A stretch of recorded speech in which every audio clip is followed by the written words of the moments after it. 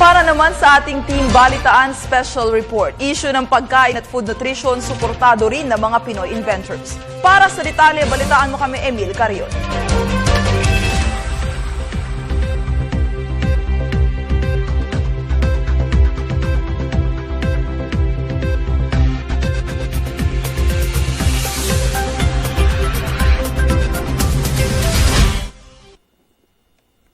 Bilang isang tropical country, sagana ang mga produktong agraryo sa Pilipinas. Dito rin ay pwedeng magtanim halos sa buong taon. Ang resulta ay ang pagkakaroon ng pagkain sa mga lungsod at pamayanan at kanayunan halos buong taon.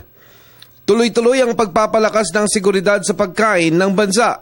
Kaya ang mga Pinoy inventors ay susug din dito sa pamamagitan ng mga pagkaing masustansya at abot kaya ng bulsa. Sa hanay naman ng mga Pinoy inventors ay kapansin-pansin ang mga Pinoy food, katulad na lamang ng imbensyon ni Winnie Super Lady Elfa.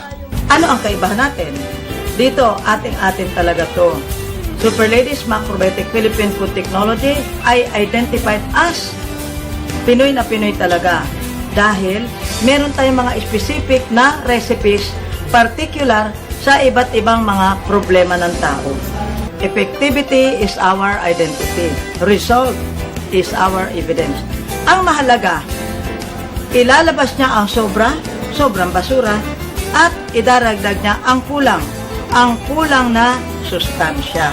Nito lamang Nobyembre 2013 ay naapektuhan ng malaking bahagi ng Visayas sa pananalasa ng International Typhoon Haiyan at ang iba pang pagsubok ng kalikasan. Sa National Statistics and Coordination Board o NCSB ay patuloy na pinag-aaralan ito at sinusubaybayan ang pagtapos sa Philippine Development Plan 2010 hanggang 2016. Para sa Telebisyon ng Bayan, ako si Emil Carion.